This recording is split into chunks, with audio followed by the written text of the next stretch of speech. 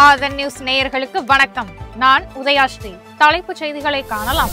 நமது மொழி அரசியல் உரிமைகளை காப்பதற்கான ஊக்கத்தை வழங்குவதாக யுகாதி திருநாள் அமையட்டும். தெலுங்கு, கன்னட மொழி பேசும் மக்களுக்கு முதலமைச்சர் ஸ்டாலின் வாழ்த்து. புதிய முயற்சிகளில் எல்லாம் வெற்றி பெற்று சீரோடும் சிறப்போடும் மக்கள் வாழ வேண்டும். அதிமுக பொதுச் செயலாளர் எடப்பாடி பழனிசாமி யுகாதி புத்தாண்டு திருநாள் வாழ்த்து.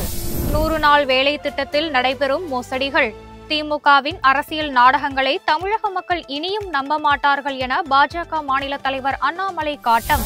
100 நாள் வேலை திட்டம் காந்தி பெயரில் உள்ளதால் மத்திய அரசுக்கு பிடிக்கவில்லை என அமைச்சர் துரைமுருகன் விமர்சனம். பாஜக மோடி என கூறி தமிழக மக்களிடம் ஓட்டு கேட்க முடியாது என பேட்டி.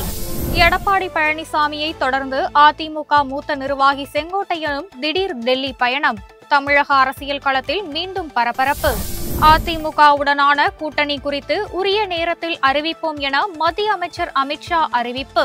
2026 சட்டமன்ற தேர்தலுக்கு பிறகு தென் மாநிலத்தில் என்டிஏ கூட்டணி அரசு ஆட்சி அமைக்கும் என நம்பிக்கை. 100 நாள் வேலைவாய்ப்பு திட்டத்தில் தமிழகத்திற்கு தர வேண்டிய நிதியை மத்திய அரசு வழங்கும் வரை திமுக போராடும். கனிமொழி எம்பி திட்டவட்டம். தமிழகத்தில் அடுத்த ஆண்டு நடைபெறும் சட்டமன்ற தேர்தலில் மீண்டும் திமுக வெற்றி பெறும். சி ஓட்டர்ஸ் நிறுவனம் வெளியிட்ட கருத்து கணிப்பு. நிலநடுக்கத்தால் பாதிக்கப்பட்ட மியான்மர் மக்களுக்கு இந்தியா உறுதுணையாக நிற்கும். ஆபரேஷன் பிரம்மா மூலம் 15 டன் நிவாரணப் பொருட்கள் அனுப்பி வைக்கப்பட்டிருப்பதாக பிரதமர் மோடி எக்ஸ் தள பதிவு. மியான்மர் மற்றும் தாய்லாந்தில் ஏற்பட்ட சக்தி வாய்ந்த நிலநடுக்கம். அந்நாடுகளில் பாதிக்கப்பட்ட தமிழர்கள் தொடர்பு கொள்ள உதவி எண்களை அறிவித்தது அயலக தமிழர் நலத்துறை. நீட் தேர்வு அச்சத்தால் ஏற்படும் மாணவர்களின் தற்கொலைகளுக்கு மத்திய மற்றும் மாநில அரசுகளே பொறுப்பேற்க வேண்டும். நீட் தேர்வு தமிழகத்திற்கு தேவையில்லாத ஒன்று என பாமக தலைவர் அன்புமணி அறிக்கை. திருச்செந்தூர் சுப்பிரமணிய சாமி கோயில் அருகே 100 அடி தொலைவுக்கு உள்வாங்கிய கடல்.